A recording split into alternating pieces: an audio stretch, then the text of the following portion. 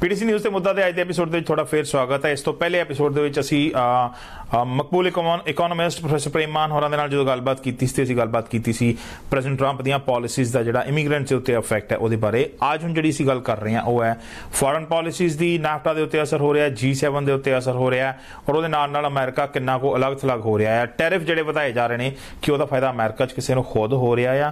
Professor साहब thank you once again, तुसीं continue साडे नाल जुड़े हुए हो, बड़ी खुशी है जी।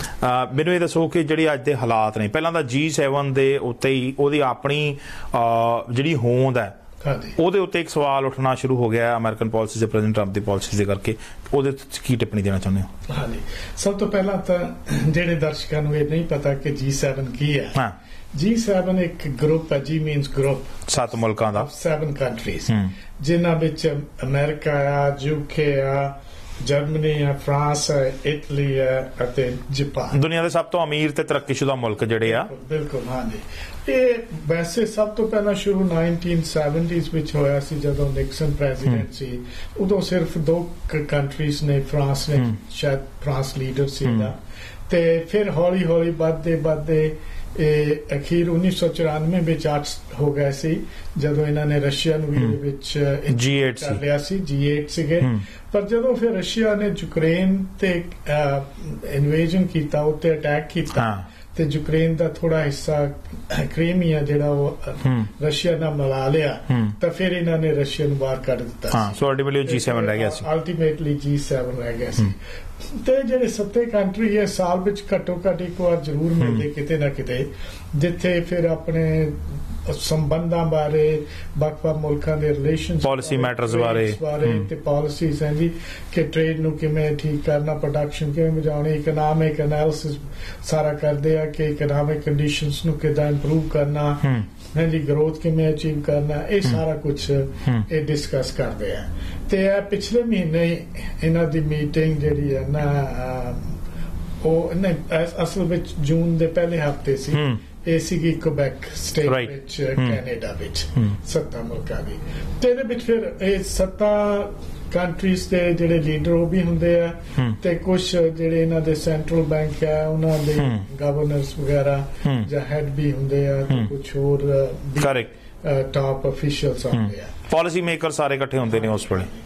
ਸੋ ਉਸ ਐਤਕੀ ਜਿਹੜੀ ਮੀਟਿੰਗ ਹੋਈ ਉਹਦੇ ਵਿੱਚ ਪਹਿਲਾਂ ਤਾਂ ਟਰੰਪ ਕਈ ਲੀਡਰਾਂ ਨਾਲ ਇੰਡੀਵਿਜੂਅਲੀ ਮਿਲਿਆ, ਤਾਂ ਬੜੀਆਂ ਕੋਰਡੀਅਲ, ਬੜੀਆਂ ਚੰਗੀ ਗੱਲਬਾਤ ਕੀਤੀ, ਪਰ ਬਾਅਦ ਵਿੱਚ ਇਹਨੇ ਸਾਰਿਆਂ ਨੂੰ ਬਲੇਮ ਕਰਨਾ ਸ਼ੁਰੂ ਕਰ ਦਿੱਤਾ ਕਿ ਸਾਰੇ ਮੁਲਕ ਸਾਡਾ ਐਡਵਾਂਟੇਜ ਲੈ ਰਹੇ ਆ, ਅਮਰੀਕਾ ਦਾ ਫਾਇਦਾ ਉਠਾ ਰਹੇ ਆ, ਹਾਂਜੀ ਸਾਨੂੰ ਘਾਟਾ ਪੈ ਰਿਹਾ, ਸਾਥੋਂ ਅਸੀਂ ਇਹਨਾਂ ਦੇ ਦੇਣਦਾਰ ਆ, ਹਾਂਜੀ ਅਮਰੀਕਾ ਨੂੰ ਇਸ ਤਰ੍ਹਾਂ ਯੂਜ਼ ਕਰ ਰਹੇ ਕਿ ਸਾਡੇ ਕੋਲ ਆ ਕੇ ਸਮਾਨ ਡੰਪ ਕੀਤਾ ਜਾ ਰਿਹਾ, ਜਿਵੇਂ ਅਸੀਂ ਪਿੱਗੀ ਬੈਂਕ ਹੈ, ਸਾਨੂੰ ਇਸ ਤਰ੍ਹਾਂ ਯੂਜ਼ ਕਰ ਰਹੇ ਆ। ਤੇ ਇਹਨਾਂ ਨੇ ਫਿਰ ਇਹਨੇ ਕਾਫੀ ਦੂਜੇ ਲੀਡਰਾਂ ਬਾਰੇ ਵੀ ਕੁਝ ਪੈੜੇ ਸ਼ਬਦ ਬੋਲੇ, ਹਾਂ ਖਾਸ ਤੌਰ ਤੇ ਜਸਟਿਨ ਟਰੂਡੋ ਬਾਰੇ, ਹਾਂ ਜਿਹੜਾ ਉਹਨੇ ਬੜਾ ਬਿਆਨ, ਫਿਰ ਉਹਨਾਂ ਲੀਡਰਾਂ ਨੇ ਵੀ ਬੜਾ ਸਖਤ ਬਿਆਨ ਦਿੱਤਾ। ਆਈ ਥਿੰਕ ਸ਼ਾਇਦ ਫਰਾਂਸ ਦਾ ਲੀਡਰ ਮੈਕਰਨ ਸੀ ਜਿਹਨੇ ਕਿਹਾ ਸੀ ਕਿ ਜੇ ਹੋ ਸਕਦਾ ਨਾਲ ਇਹਨੇ ਫਿਰ ਜਦੋਂ ਕਿਹਾ ਨਾ, ਕਹਿੰਦਾ ਸਾਨੂੰ ਰਸ਼ੀਆ ਨੂੰ ਜ਼ਰੂਰ ਬਣਾਉਣਾ ਚਾਹੀਦਾ ਤੇ G8 ਫਿਰ ਬਣਾਉਣਾ ਚਾਹੀਦਾ। ਤਾਂ ਮੈਕਰਨ ਨੇ ਕਿਹਾ ਸੀ, ਕਹਿੰਦਾ maybe we will be better if we are G6, ਹਾਂਜੀ ਕਿ ਅਸੀਂ ਅਮਰੀਕਾ ਨੂੰ ਵਿਗਾੜ ਦੇਈਏ ਤੇ ਬਾਕੀ 6 ਹੀ ਰਹੇ, ਤੁਸੀਂ ਆਪਣਾ ਰਲ ਕੇ ਕਰੀਓ ਜੋ ਕਰਨਾ। ਜਿੱਦਾਂ ਟਰੰਪ ਜਿਸ ਤਰ੍ਹਾਂ ਸਾਨੂੰ ਸਾਰਿਆਂ ਨੂੰ ਟ੍ਰੀਟ ਕਰ ਰਿਹਾ ਨਾ, ਤੇ ਅਖੀਰ ਵਿੱਚ ਉੱਥੋਂ ਮੀਟਿੰਗ ਖਤਮ ਹੋਣ ਤੋਂ ਵੀ ਪਹਿਲਾਂ ਹੀ ਆ ਗਿਆ।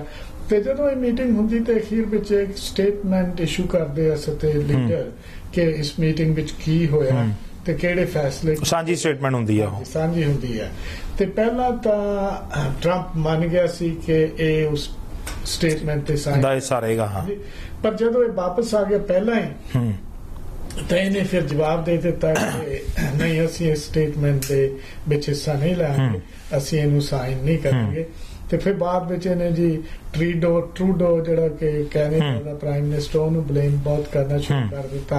ਹਾਂਜੀ, ਉਹ ਜ਼ਾਤੀ ਹਮਲਿਆਂ ਤੱਕ ਗੱਲ ਪਹੁੰਚ ਗਈ ਔਰ ਇੱਕ ਟਵਿੱਟਰ ਵਾਰ ਪੂਰੀ ਛਿੜੀ ਜਿਹਦੇ ਬਹੁਤ ਅਜੀਬ ਕਿਸਮ ਦੀ ਸ਼ਬਦਾਵਲੀ ਵਰਤੀ ਗਈ ਜਿਹੜੀ ਕਿ ਸ਼ਾਇਦ ਮੈਂਸ਼ਨੇਬਲ ਨਹੀਂ ਹੋਣੀ ਚਾਹੀਦੀ, ਪਰ ਉਹ ਆ ਗਈ ਹੈ। ਹਾਂਜੀ, ਤੇ ਫਿਰ ਟਰੂਡੋ ਨੇ ਇਹ ਵੀ ਕਿਹਾ, ਕਹਿੰਦਾ ਕਿ ਅਸੀਂ ਜਿਹੜੇ ਆ ਨਾ ਬਹੁਤ ਪੋਲਾਈਟ ਇਨਸਾਨ ਹੈ, ਕੈਨੇਡੀਅਨਸ ਇਹੋ ਜਿਹੀ ਸ਼ਬਦਾਵਲੀ ਵਰਤ ਕੇ ਕੋਈ ਜਵਾਬ ਨਹੀਂ ਦਿੰਦੇ। ਤੇ ਟਰੰਪ ਦਾ ਇੱਕ ਐਡਵਾਈਜ਼ਰ ਹੈ, ਟ੍ਰੇਡ ਐਡਵਾਈਜ਼ਰ ਪੀਟਰ ਨਵਾਰੋ, ਉਹਨੇ ਤਾਂ ਇਹ ਵੀ ਕਹਿ ਦਿੱਤਾ ਸੀ ਕਿ ਟਰੂਡੋ ਵਰਗੇ ਬੰਦਿਆਂ ਨੂੰ ਵਾਸਤੇ ਨਰਕ ਵਿੱਚ ਇੱਕ ਖਾਸ ਥਾਂ ਹੈ, ਜਿਹਦਾ ਟਰੰਪ ਨੇ ਬਿਲਕੁਲ ਕੋਈ ਖੰਡਨ ਨਹੀਂ ਕੀਤਾ ਕਿ ਇਹ ਗੱਲ ਤੁਹਾਨੂੰ। ਸੋ ਇਹ ਸ਼ਬਦਾਵਲੀ ਦਾ ਮਿਆਰ ਜਿਹੜਾ ਗਿਰ ਰਿਹਾ ਆ, ਜਿਹਨੂੰ ਅਸੀਂ ਅਨਪਾਰਲੀਮੈਂਟਰੀ ਸ਼ਬਦਾਵਲੀ ਕਹਿੰਦੇ ਆਮ ਤੌਰ ਤੇ, ਉਹਨੂੰ ਐਕਸੈਪਟ ਕੀਤਾ ਜਾ ਰਿਹਾ ਹੁਣ, ਔਰ ਉਹ ਵੀ ਪ੍ਰੈਜ਼ੀਡੈਂਟ ਐਕਸੈਪਟ ਕਰ ਰਿਹਾ, ਖੁਦ ਯੂਜ਼ ਵੀ ਕਰ ਰਿਹਾ। ਬਿਲਕੁਲ, ਕਿਉਂਕਿ ਪ੍ਰੈਜ਼ੀਡੈਂਟ ਕਰ ਰਿਹਾ, ਇਸ ਲਈ ਬਹੁਤ ਸਾਰੇ ਉਹਦੇ ਜਿਹੜੇ ਐਸੋਸੀਏਟਸ ਆ ਉਹ ਵੀ ਕਰ ਰਹੇ ਨੇ। ਪਰ ਹੁਣ ਇਹਦਾ ਅਲਟੀਮੇਟਲੀ ਅਸਰ ਕੀ ਹੁੰਦਾ ਆ? ਉਹ ਪੂਰਾ ਜਿਹੜਾ ਗਰੁੱਪ ਹੈ, ਅਸੀਂ ਜੇ ਇਨਡਾਇਰੈਕਟਲੀ ਕਹੀਏ ਤਾਂ ਉਹ ਦੁਨੀਆ ਚਲਾਉਣ ਵਾਲਾ ਗਰੁੱਪ ਹੈ, ਸਾਰਾ ਪੈਸਾ ਉੱਥੋਂ ਦੀ ਆ ਰਿਹਾ ਹੈ ਪੂਰੀ ਦੁਨੀਆ ਦੇ ਵਿੱਚ ਜਾਣ ਵਾਸਤੇ। ਉਹਨਾਂ ਦੀਆਂ ਆਪਣੀਆਂ ਪਾਲਿਸੀਜ਼ ਕਲੀਆਂ ਆਪਸ 'ਚ ਨਹੀਂ ਹੁੰਦੀਆਂ, ਉਹ ਵਰਲਡ ਬੈਂਕ ਨੂੰ ਵੀ ਡਿਕਟੇਟ ਕਰ ਜਾਂਦੀਆਂ ਨੇ, ਉਹ ਯੂਨਾਈਟਿਡ ਨੇਸ਼ਨ ਨੂੰ ਵੀ ਡਿਕਟੇਟ ਕਰ ਜਾਂਦੀਆਂ ਨੇ। ਤੇ ਫਿਰ ਹੁਣ ਅਸਰ ਕਿਹਦੇ ਤੇ ਹੋਏਗਾ? ਅਸਰ ਸਾਰੇ ਕੰਟਰੀਜ਼ ਤੇ ਹੀ ਹੋਣਾ। ਜਿਹੜਾ ਇਹਨੇ ਟੈਰਿਫ ਲਾਤਾ ਨਾ, ਕਿ ਇਹਨੇ ਪਹਿਲਾਂ ਤਾਂ ਕਹਿੰਦਾ ਸੀ ਕਿ ਜਿਹੜੇ ਸਾਡੇ ਦੋਸਤ ਮੁਲਕ ਹੈ ਉਹਨਾਂ ਤੇ ਅਸੀਂ ਟੈਰਿਫ ਐਲੂਮੀਨੀਅਮ ਤੇ ਸਟੀਲ ਤੇ ਨਹੀਂ ਲਾਵਾਂਗੇ, ਪਰ ਫਿਰ ਇਹਨੇ ਉਸ ਮੀਟਿੰਗ ਤੋਂ ਬਾਅਦ G7 ਦੀ ਮੀਟਿੰਗ ਤੋਂ ਬਾਅਦ ਫਿਰ ਲਾਤਾ ਸਾਰਿਆਂ ਤੇ ਟੈਕਸ, ਕਿ ਭਾਵੇਂ ਕੈਨੇਡਾ ਆ ਜਾਂ ਮੈਕਸੀਕੋ ਆ ਜਾਂ ਕੋਈ ਵੀ ਮੁਲਕ ਹੈ, ਇਵਨ ਯੂਰਪ, ਅਸੀਂ ਟੈਕਸ ਲਾ ਦੇਣਾ। ਤੇ ਹੁਣ ਉਹਦੇ ਜਵਾਬ ਵਿੱਚ ਯੂਰਪ ਨੇ ਵੀ ਸਾਰੇ ਟੈਰਿਫ ਲਾ ਦਿੱਤੇ ਆ, ਤੇ ਕੈਨੇਡਾ ਨੇ ਵੀ ਟੈਰਿਫ ਲਾ ਦਿੱਤੇ ਆ। ਇੱਥੋਂ ਤੱਕ ਕਿ ਕੈਨੇਡਾ ਵਿੱਚ ਲੋਕਾਂ ਨੇ ਇਹੋ ਜਿਹਾ ਗਰੁੱਪ ਬਣਾ ਲਏ ਜਿਹੜੇ ਕਿ ਅਮਰੀਕਾ ਦੇ ਅਗੇਂਸਟ ਆ, ਅਮਰੀਕਨ ਪ੍ਰੋਡਕਟਸ ਦਾ ਬਾਈਕਾਟ ਕਰ ਰਹੇ ਆ, ਉਹਨਾਂ ਨੂੰ ਕਹਿ ਰਿਹਾ ਕਿ ਅਮਰੀਕਾ ਦੀ ਕੋਈ ਚੀਜ਼ ਨਾ ਖਰੀਦੋ, ਬਾਈ ਕੈਨੇਡਾ।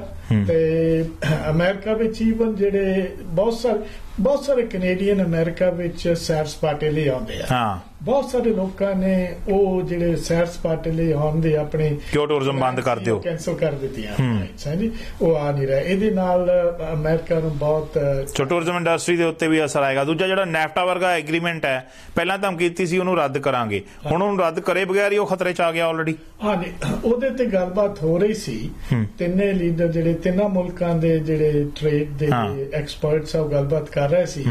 ਟਰੂਡੋ ਨੇ ਕਿਹਾ, ਟਰੂਡੋ ਦਾ ਇਹ ਬਿਆਨ ਸੀ ਕੁਝ ਹਫ਼ਤੇ ਪਹਿਲਾਂ, ਕਹਿੰਦਾ ਨਾਫਟਾ ਦਾ ਡੀਲ ਜਿਹੜੀ ਹੈ ਨਾ ਉਹ ਲਗਭਗ ਕੰਪਲੀਟ ਸੀ, ਹੁਣ ਨਵੀਂ ਲਗਭਗ ਖਤਮ ਸੀ, ਤੇ ਸਿਰਫ ਥੋੜੀਆਂ ਗੱਲਾਂ ਸੀ ਜਿਹੜੀਆਂ ਅਸੀਂ ਹੈਮਰ ਆਊਟ ਕਰਨੀਆਂ ਸੀ। ਤੇ ਕਹਿੰਦਾ ਫਿਰ ਇਹਨਾਂ ਦੇ ਵਾਈਸ ਪ੍ਰੈਜ਼ੀਡੈਂਟ ਜਿਹੜਾ ਅਮਰੀਕਾ ਦਾ ਪੈਂਸ, ਉਹਨੇ ਕਹਿ ਦਿੱਤਾ ਕਿ ਇਸ ਡੀਲ ਵਿੱਚ ਅਸੀਂ ਸਨਸੈਟ ਕਲਾਸ ਰੱਖਣੀ ਹੈ। ਸਨਸੈਟ ਕਲਾਸ ਇਹ ਹੈ ਕਿ ਇਹ ਹਰ 4-5 ਸਾਲਾਂ ਬਾਅਦ ਇਹ ਡੀਲ ਅਸੀਂ ਫਿਰ ਰਿਵਾਈਜ਼ ਕਰਾਂਗੇ। ਹਾਂਜੀ, ਤੇ ਟਰੂਡੋ ਕਹਿੰਦਾ ਇਹ ਨਹੀਂ ਸਾਨੂੰ ਮਨਜ਼ੂਰ ਕਿ ਹਰ 4-5 ਲੰਮਾ ਰਿਸ਼ਤਾ ਰੱਖਣਾ ਤੇ ਰੱਖੋ, ਸਰਕਾਰਾਂ ਬਦਲਣ ਦੇ ਨਾਲ ਰਿਸ਼ਤੇ ਨਾ ਬਦਲੇ ਜਾਣ, ਇਹ ਚੀਜ਼ ਨਾ ਹੋਵੇ। ਇਹ ਤਾਂ ਹੀ ਹੋਇਆ ਵੀ ਤੁਸੀਂ ਵਿਆਹ ਕਰਾ ਕੇ ਕਹਿੰਦੇ 4-5 ਸਾਲਾਂ ਬਾਅਦ ਦੇਖਾਂਗੇ ਵੀ ਚੱਲ ਰਿਹਾ ਕਿ ਨਹੀਂ, ਅਸੀਂ 4-5 ਸਾਲਾਂ ਲਈ ਵਿਆਹ ਕਰਾਉਨੇ ਆ। ਸੋ ਅਸੀਂ ਦੁਬਾਰਾ ਚੇਤਾ ਕਰਾ ਦਈਏ, ਨੈਫਟਾ ਜਿਹੜੀ ਹੈ north American free trade agreement ਹੈ, ਜਿਹਦੇ ਚ ਸਭ ਤੋਂ ਵੱਡਾ ਹਿੱਸਾ ਇਹਨਾਂ 3 ਮੁਲਕਾਂ ਦਾ ਹੀ ਆ, ਅਮਰੀਕਾ, ਕੈਨੇਡਾ ਐਂਡ ਮੈਕਸੀਕੋ। ਤੇ ਇਹਨਾਂ ਦੇ ਆਪਸੀ ਟ੍ਰੇਡ ਜਿਹੜੇ ਨੇ ਉਹ ਫ੍ਰੀ ਚੱਲਦੇ ਨੇ, ਆਪਸ ਵਿੱਚ ਟੈਰਿਫ ਨਹੀਂ ਹੈਗੇ, ਇੱਕ ਦੂਜੇ ਨਾਲ ਵਿਚਾਰ ਵਟਾਂਦਰਿਆਂ ਦੇ ਨਾਲ ਤੁਸੀਂ ਪ੍ਰੋਡਕਟ ਵੀ ਬਦਲਾਉਂਦੇ ਹੋ ਆਪਸ ਦੇ ਵਿੱਚ। ਔਰ ਵੱਡਾ ਅਸਰ ਜਿਹੜਾ ਆ, ਕਿਉਂਕਿ ਕੈਨੇਡਾ ਤੋਂ ਸਭ ਤੋਂ ਜ਼ਿਆਦਾ ਅਮਰੀਕਾ ਆਪਣੇ ਜੰਗਲ ਤੇ ਕੱਟਣ ਨਹੀਂ ਦਿੰਦਾ, ਤੇ ਬਾਕੀ ਜਿਹੜਾ ਲੱਕੜ ਆਉਂਦੀ ਹੈ ਉਹ ਵੱਧ ਤੋਂ ਵੱਧ ਕੈਨੇਡਾ ਤੋਂ ਆਉਂਦੀ ਹੈ। ਫੂਡ ਪ੍ਰੋਡਕਟ ਬਹੁਤ ਵੱਡੀ ਗਿਣਤੀ ਦੇ ਵਿੱਚ ਕੈਨੇਡਾ ਤੋਂ ਆਉਂਦਾ ਹੈ, ਸਪੈਸ਼ਲੀ ਜਿਹੜਾ ਈਸਟ ਕੋਸਟ ਨੂੰ ਆ ਰਿਹਾ ਹੈ। ਵੈਸਟ ਕੋਸਟ ਤੇ ਬੇਸ਼ੱਕ ਆਪਣੀ ਪ੍ਰੋਡਕਸ਼ਨ ਬਹੁਤ ਹੈਗੀ ਹੈ। ਸੋ ਉਹ ਸਾਰੀਆਂ ਚੀਜ਼ਾਂ ਅਸਰ ਦੇ ਹੇਠ ਆਉਣਗੀਆਂ ਤਾਂ ਅਲਟੀਮੇਟਲੀ ਅਮਰੀਕਨ ਕੰਜ਼ਿਊਮਰ ਹੀ ਤਾਂ ਮਹਿੰਗਾ ਖਰੀਦੇਗਾ ਹਰ ਚੀਜ਼ ਨੂੰ। ਹਾਂਜੀ, ਸਭ ਪ੍ਰਾਈਸਿਸ ਇੱਥੇ ਹੀ ਵਧਣਗੀਆਂ, ਦੂਜੇ ਮੁਲਕਾਂ ਵਿੱਚ ਵੀ ਵਧਣਗੀਆਂ। ਹੁਣ ਬਹੁਤ ਸਾਰੀਆਂ ਗੱਲਾਂ ਜਿਹੜੀਆਂ ਟਰੰਪ ਕਰ ਰਿਹਾ ਨਾ, ਉਹ ਬਿਲਕੁਲ ਉਹਨਾਂ ਦਾ ਕੋਈ ਬੇਸ ਨਹੀਂ, ਗਲਤ ਹੈ, ਠੀਕ ਨਹੀਂ। ਜਿਵੇਂ ਕਿ ਉਹ ਕਹਿ ਰਿਹਾ ਕਿ ਸਾਡਾ ਜਿਹੜਾ ਨਾ ਡੈਫਿਸਿਟ ਹੈ ਚੀਨ ਨਾਲ ਤੇ ਬਾਕੀ ਮੁਲਕਾਂ ਨਾਲ, ਕਿ ਜੇ ਅਸੀਂ ਸਿਰਫ ਵਪਾਰ ਦੇਖੀਏ, ਟ੍ਰੇਡ, ਕਿ ਚੀਜ਼ਾਂ ਅਸੀਂ ਜਿਹੜੀਆਂ ਐਕਸਪੋਰਟ ਕਰਦੇ ਇੰਪੋਰਟ ਕਰਦੇ ਉਹਨਾਂ ਵੱਲ, ਤਾਂ ਅਮਰੀਕਾ ਦਾ 330 ਬਿਲੀਅਨ ਡੈਫਿਸਿਟ ਹੈ ਚਾਈਨਾ ਨਾਲ, ਹਾਂਜੀ, ਤੇ 550 ਬਿਲੀਅਨ ਡੈਫਿਸਿਟ ਹੈ ਵਰਲਡ ਨਾਲ ਸਾਲ ਦਾ, ਕਿ ਅਸੀਂ ਚੀਜ਼ਾਂ ਜ਼ਿਆਦਾ ਮੰਗਾ ਰਹੇ ਹਾਂ, ਦੁਨੀਆ ਨੂੰ ਘੱਟ ਭੇਜ ਰਹੇ ਹਾਂ, ਵੱਧ ਹੈ। ਪਰ ਜੇ ਅਸੀਂ ਓਵਰਆਲ ਦੇਖੀਏ ਨਾ, ਕਿਉਂਕਿ ਬਹੁਤ ਸਾਰੀਆਂ ਅਮਰੀਕਾ ਦੇ ਜਿਹੜੀਆਂ ਕੰਪਨੀਆਂ ਹੈ ਨਾ, ਬਾਹਰ ਬਹਿ ਕੇ ਕਮਾ ਰਹੀਆਂ ਨੇ, ਬਾਹਰੋਂ ਕਮਾ, ਇਹੀ ਕੰਪਨੀਆਂ ਉੱਥੇ ਬਹਿ ਕੇ ਪ੍ਰੋਡਿਊਸ ਕਰ ਰਹੀਆਂ ਨੇ, ਜਿਵੇਂ ਮਾਈਕਰੋਸਾਫਟ ਹੈ, ਐਪਲ ਹੈ, ਹਾਂਜੀ IBM ਹੈ। ਹਰ electronic product made in China ਆ, ਅਸੈਂਬਲਡ ਇਨ ਚਾਈਨਾ ਆ।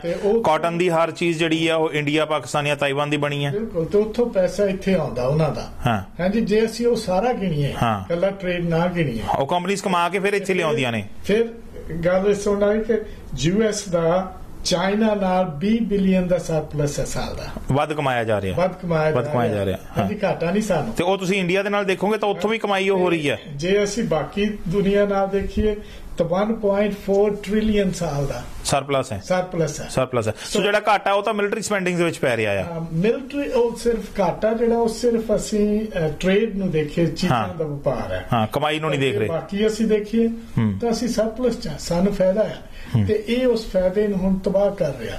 ਇਹਦੇ ਨਾਲ ਹੁਣ ਇੱਥੇ ਦੀ ਫੈਡਰਲ ਰਿਜ਼ਰਵ ਬੈਂਕ ਜਿਹੜੀ ਕਿ ਸੈਂਟਰਲ ਬੈਂਕ ਹੈ, ਉਹਦਾ ਪੁਰਾਣਾ ਚੇਅਰਮੈਨ ਸੀ ਗ੍ਰੀਨਸਪੈਨ, ਉਹਨੇ ਵੀ ਇਹ ਕਿਹਾ, ਕਹਿੰਦਾ ਇਹ ਬੇਵਕੂਫੀ ਹੈ ਇਹ ਕਹਿਣਾ ਕਿ ਦੂਜੇ ਮੁਲਕ ਸਾਡਾ ਐਡਵਾਂਟੇਜ ਕੋਈ ਸਾਡਾ, ਤੁਸੀਂ ਇੰਨੇ ਤਗੜੇ ਨਹੀਂ ਹੋ ਸਕਦੇ ਜੇ ਦੂਜੇ ਤੁਹਾਡਾ ਐਡਵਾਂਟੇਜ ਲੈ ਰਹੇ ਹੋਣ। ਵਿਕਟਮ ਪਲੇ ਕਰਨ ਵਾਲੀ ਗੱਲ ਆ। ਇਹਦਾ ਨੁਕਸਾਨ ਅਲਟੀਮੇਟਲੀ ਟਰੰਪ ਦੇ ਆਪਣੇ ਵੋਟਰਾਂ ਨੂੰ ਕਿੰਨਾ ਹੋ ਰਿਹਾ, ਇਹਦੇ ਵੱਲ ਵੀ ਚੱਲਾਂਗੇ, ਕਿਉਂਕਿ ਚਾਈਨੀਜ਼ ਟ੍ਰੇਡ ਡੈਫਿਸਿਟ ਜਿਹੜਾ ਖਤਮ ਕਰਨ ਦਾ ਉਹ ਦਾਅਵਾ ਕਰ ਰਹੇ ਨੇ। ਅਲਟੀਮੇਟਲੀ ਜੋ ਟੈਰਿਫ ਵਧ ਰਹੇ ਨੇ ਤਾਂ ਉਹਦਾ ਸਭ ਤੋਂ ਵੱਧ ਅਸਰ ਕਿਹੜੇ ਸਟੇਟਾਂ ਤੇ ਹੋ ਰਿਹਾ, ਇਹ ਜਾਣਨਾ ਬੜਾ ਇੰਟਰਸਟਿੰਗ ਆ। ਬ੍ਰੇਕ ਤੋਂ ਬਾਅਦ ਆਵਾਂਗੇ।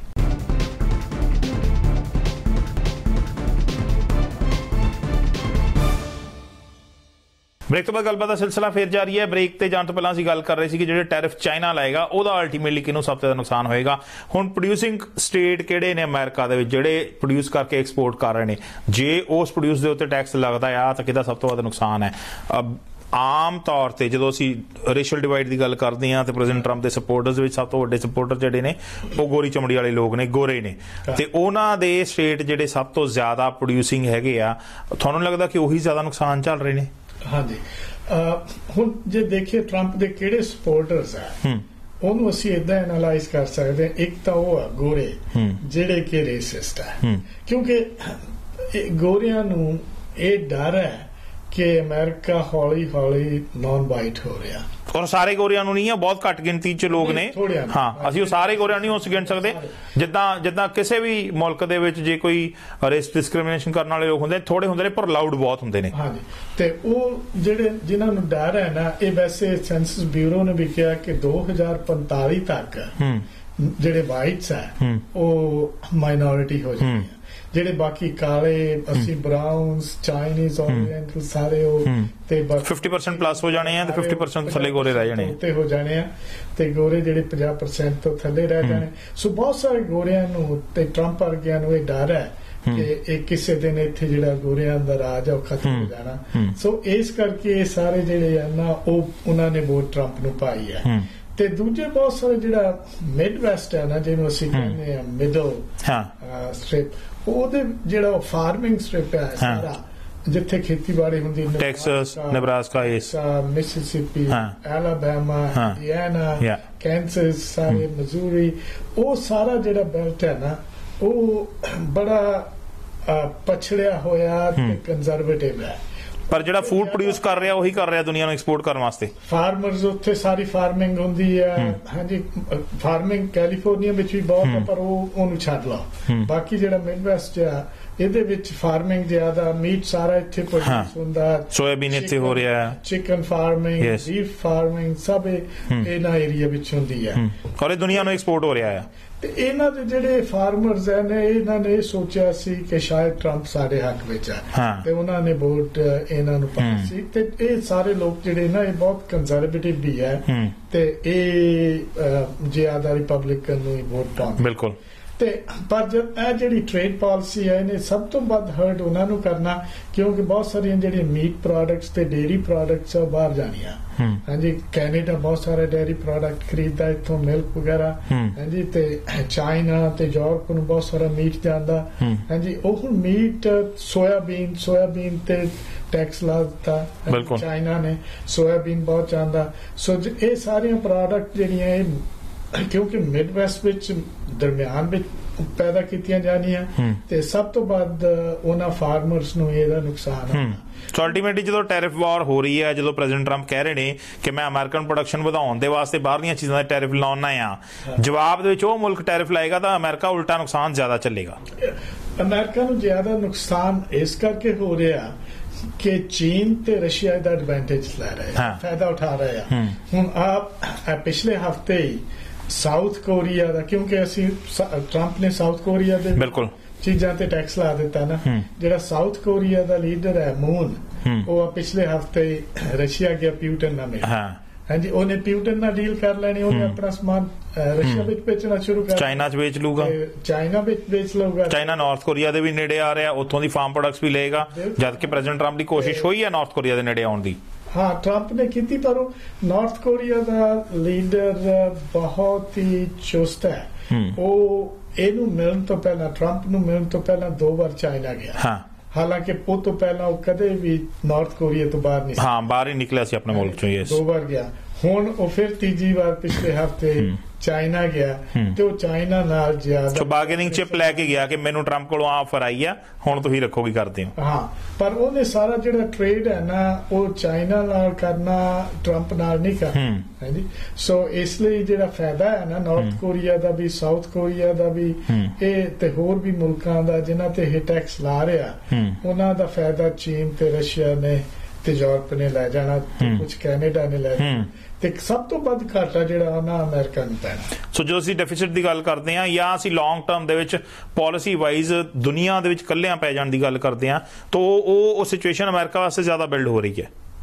ਹਾਂਜੀ ਹਾਂਜੀ, ਬਿਲਕੁਲ ਬਿਲਕੁਲ, ਕਿਉਂਕਿ ਤੁਸੀਂ ਟੈਰਿਫ ਦੇ ਕਰਕੇ ਵੀ ਆਪਣਾ ਨੁਕਸਾਨ ਚੱਲ ਰਹੇ ਹੋ, ਤੁਸੀਂ ਪਾਲਿਸੀਜ਼ ਦੇ ਕਰਕੇ ਵੀ, ਦੂਜਿਆਂ ਨਾਲ ਲੜ ਕੇ ਵੀ, ਦੂਜਿਆਂ ਦੀ ਬੇਇੱਜ਼ਤੀ ਕਰਕੇ ਵੀ ਅਲੱਗ ਕਰ ਰਹੇ ਹੋ ਮੁਲਕ ਨੂੰ। ਹਾਂਜੀ, ਅਮਰੀਕਾ ਬਿਲਕੁਲ ਆਈਸੋਲੇਟ ਹੋ ਰਿਹਾ, ਇਕੱਲਾ ਰਹਿ ਰਿਹਾ।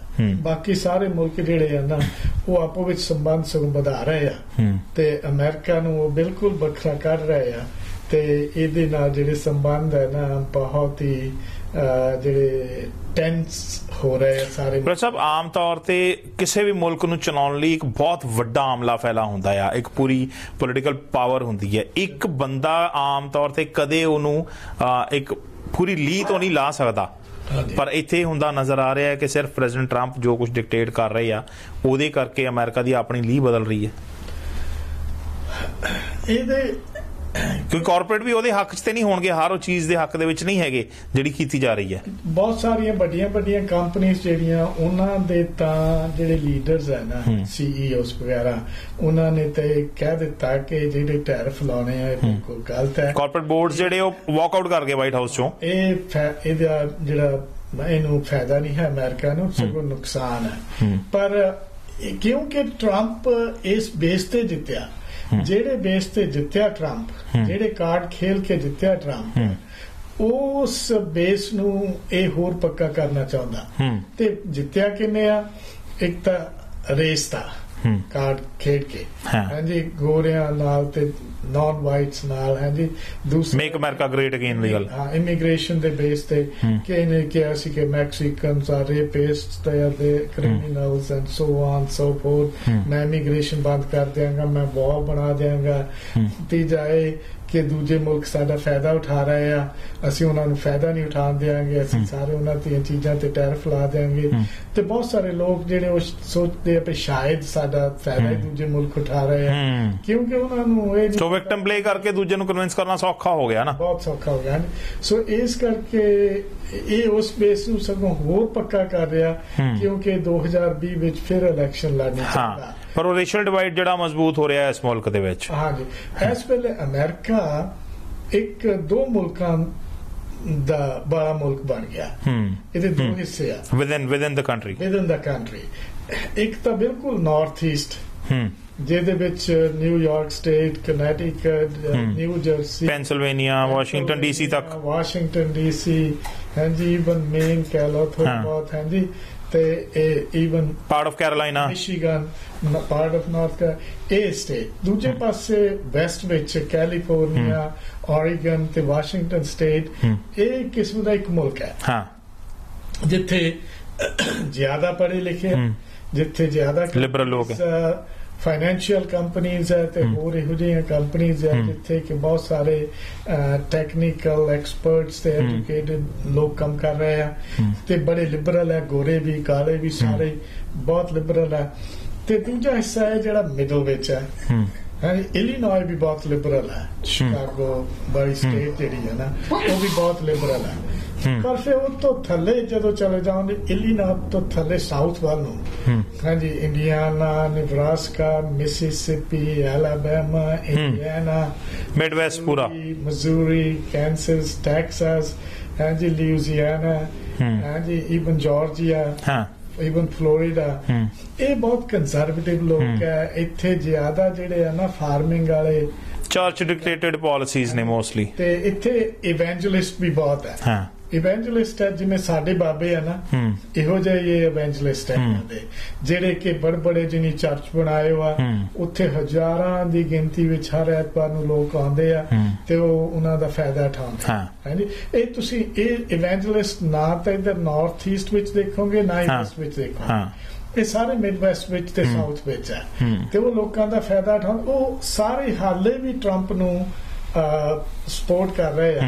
ਇੱਕ ਪਾਸੇ ਸੋ ਪਾਲਿਸੀ ਡਿਕਟੇਸ਼ਨ ਬੇਸਿਕਲੀ ਚਰਚ ਤੋਂ ਆ ਰਹੀ ਹੈ, ਜਿਹੜੀ ਆਮ ਤੌਰ ਤੇ ਕਹੀ ਜਾਂਦੀ ਸਟੇਟ ਚਰਚ ਦੀ ਸੈਪਰੇਸ਼ਨ ਦੀ ਗੱਲ ਉਹ ਉੱਥੇ ਖਤਮ ਹੋ ਗਈ ਹੈ। ਇੱਕ ਪਾਸੇ ਤਾਂ ਇਵੈਂਜਲਿਸਟ ਕਹਿੰਦੇ ਆ ਕਿ ਸਾਨੂੰ ਮੋਰਲ हाई मॉरल सारी जिंदगी जीनी चाहिए है, सारी जीनी चाहिए, ईमानदारी वाली जीनी चाहिए, सच बोलना चाहिए।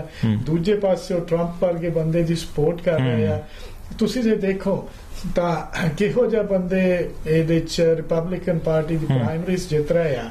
ਮੈਂ ਨਿਵਾਡਾ ਦੀ ਐਗਜ਼ਾਮਪਲ ਲਾਸ ਵੇਗਸ ਜਿਹੜੇ ਉੱਥੇ ਇੱਕ ਰਿਪਬਲਿਕਨ ਪਾਰਟੀ ਵੱਲੋਂ ਜਿਹਨੇ ਪ੍ਰਾਇਮਰੀ ਜਿੱਤੀ ਹੈ ਜਦ ਨਵੰਬਰ ਵਿੱਚ ਇਲੈਕਸ਼ਨ ਵਿੱਚ ਕੈਂਡੀਡੇਟ ਹੋਏਗਾ ਉਹਦਾ ਨਾਮ ਹੈ ਡੈਨਿਸ ਹਾਫ। ਉਹ ਉਸ ਏਰੀਆ ਦਾ ਸਭ ਤੋਂ ਵੱਡਾ ਪਿੰਪ ਹੈ। ਪਿੰਪ ਹੁੰਦੇ ਆ ਡੱਲੇ, ਸਾਡੇ ਡੱਲਿਆਂ ਦਾ ਜਿਹਨੂੰ ਅਸੀਂ ਦੱਲਾ ਕਹਿੰਦੇ ਨਾ ਡੱਲੇ ਸੋ ਦਲਾਲੀ ਕਰਨ ਵਾਲੇ ਇਨਸਾਨ ਨੂੰ ਜਿਹੜੇ ਵੋਟ ਪਈ ਆ। ਔਰ ਦੂਜੇ ਪਾਸੇ ਮੋਰੈਲਿਟੀ ਦੇ ਇਸ਼ੂ ਤੇ ਬਾਰ-ਬਾਰ ਉਹ ਗੱਲ ਦੁਬਾਰਾ ਉਠਾਉਣ ਦਾ ਫਾਇਦਾ ਨਹੀਂ, ਪਰ ਸਟੋਰਮੀ ਡੈਨੀਅਲ ਦਾ ਕੇਸ ਜਿਹੜਾ ਹੈ ਉਹ ਪ੍ਰੈਜ਼ੀਡੈਂਟ ਟਰੰਪ ਦੀ ਮੋਰੈਲਿਟੀ ਦੇ ਸਵਾਲ ਚੱਕ ਚੁੱਕਿਆ ਆ। ਸੋ ਅਲਟੀਮੇਟਲੀ ਆਖਰੀ 1 ਮਿੰਟ ਬਾਕੀ ਹੈ ਤਾਂ ਇਹ ਹੁਣ ਮੈਨੂੰ ਦੱਸੋ ਕਿ ਤੁਸੀਂ ਅੱਜ ਦੇ ਹਾਲਾਤ ਦੇ ਵਿੱਚ ਪ੍ਰੈਜ਼ੀਡੈਂਟ ਟਰੰਪ ਦੀਆਂ ਡਿਕਟੇਟ ਕੀਤੀਆਂ ਪਾਲਿਸੀਜ਼ ਦੇ ਵਿੱਚ ਇਸੇ ਸਾਲ ਦੇ ਐਂਡ ਦੇ ਅਸਰ ਕੀ ਦੇਖਦੇ ਹੋ ਨਵੰਬਰ ਦੀਆਂ ਇਲੈਕਸ਼ਨ 'ਚ? ਨਵੰਬਰ ਦੀ ਇਲੈਕਸ਼ਨ ਵਿੱਚ ਤਾਂ ਮੈਨੂੰ ਬਹੁਤ ਉਮੀਦ ਹੈ ਤੇ ਹੋਰ ਜਿਹੜੇ ਬਹੁਤ ਸਾਰੇ ਜਿਹੜੇ ਐਕਸਪਰਟਸ ਹੈ ਇਲੈਕਸ਼ਨ ਦੇ ਐਕਸਪਰਟ ਉਹ ਇਹੀ ਕਹਿ ਰਹੇ ਆ ਕਿ ਡੈਮੋਕ੍ਰੈਟਸ ਜਿੱਤ ਜਾਣਗੇ। ਈਵਨ ਜਿਹੜਾ ਇੱਕ ਰਿਪਬਲਿਕਨ ਸਟੀਵ ਸਮਿਥ ਜਿਹੜਾ ਕਿ ਜੌਨ ਮੈਕੇਨ ਦਾ ਕੈਂਪੇਨ ਮੈਨੇਜਰ ਹੈ ਉਹਨੇ ਵੀ ਇਸ ਹਫ਼ਤੇ ਕਹਿ ਦਿੱਤਾ ਕਿ ਮੈਂ ਡੈਮੋਕ੍ਰੈਟਸ ਨੂੰ ਵੋਟ ਪਾਵਾਂਗਾ 30 ਸਾਲਾਂ ਬਾਅਦ। ਕਹਿੰਦਾ ਮੈਂ ਰਿਪਬਲਿਕਨ ਪਾਰਟੀ ਛੱਡ ਰਿਹਾ। ਜਾਰਜ ਵਿਲ ਜਿਹੜਾ ਕਿ ਇੱਕ ਕੰਜ਼ਰਵੇਟਿਵ ਕਾਲਮਨਿਸਟ ਹੈ ਤੇ ਟੀਵੀ ਤੇ ਵੀ ਆਉਂਦਾ, ਉਹ ਵੀ ਹਮੇਸ਼ਾ ਰਿਪਬਲਿਕਨ ਪਾਰਟੀ ਨਾਲ ਜੁੜਿਆ ਰਿਹਾ ਬਹੁਤ ਸਾਲਾਂ ਤੋਂ। ਉਹਨੇ ਵੀ ਇਸ ਹਫ਼ਤੇ ਕਹਿ ਦਿੱਤਾ ਕਿ ਮੈਂ ਵੋਟਰਸ ਨੂੰ ਅਪੀਲ ਕਰਦਾ ਕਿ ਉਹ ਰਿਪਬਲਿਕਨਸ ਦੇ ਅਗੇਂਸਟ ਵੋਟ ਪਾਉਣ।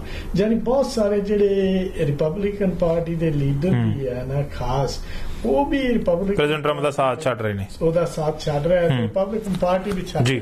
ਪ੍ਰਸਮਾਨ ਜਿਹੜੀ ਅੱਜ ਦੇ ਹਾਲਾਤ ਨੇ ਇਹਦੇ ਬਾਰੇ ਅਸੀਂ ਅਗਾਂਹ ਚਰਚਾ ਲਗਾਤਾਰ ਜਾਰੀ ਰੱਖਾਂਗੇ ਜਦੋਂ ਸਿਚੁਏਸ਼ਨ ਬਦਲਦੀ ਹੈ ਪ੍ਰੈਜ਼ੀਡੈਂਟ ਟਰੰਪ ਦੇ ਪਾਲਿਸੀਜ਼ ਦੇ ਨਾਲ, ਔਰ ਯਕੀਨਨ ਨਵੰਬਰ ਜੋ ਹੋਏਗਾ ਉਹਦੇ ਬਾਰੇ ਤੁਹਾਨੂੰ ਅਪਡੇਟ ਕੀਤਾ ਜਾਏਗਾ। ਪਰ ਫਿਲਹਾਲ ਕੀ ਇਹ ਵਾਕਈ ਜ਼ਮੀਨੀ ਹਾਲਾਤ ਦੇ ਉੱਤੇ ਅਸਰ ਦਿਖਾਏਗਾ ਜਾਂ ਕਿ ਰੇਸ ਡਿਵਾਈਡ ਜਿਹੜਾ ਹੈ, ਕਿਉਂਕਿ ਨੰਬਰ ਆਫ ਵੋਟਰਸ ਜਦੋਂ ਬਾਹਰ ਵੋਟ ਪਾਉਣ ਨਿਕਲਦੇ ਨੇ ਤਾਂ ਵੋਟ ਪਾਲਿਸੀਜ਼ ਜਿਹੜੀਆਂ ਬਣੀਆਂ ਨੇ, ਵੋਟ ਡਿਸਟ੍ਰਿਕਟ ਡਿਮਾਰਕੇਸ਼ਨ ਜਿਹੜੀ ਹੋਈ ਹੈ ਉਹਦੇ ਕਰਕੇ ਬਲੈਕ ਵੋਟਰਸ ਦੇ ਉੱਤੇ ਬਹੁਤ ਅਸਰ ਹੋਇਆ ਕਿ ਉਹਦੇ ਕਰਕੇ ਮੁੜ ਕੇ ਫਿਰ ਰਿਪਬਲਿਕਨਸ ਫਾਇਦਾ ਲੈ ਜਾਣਗੇ।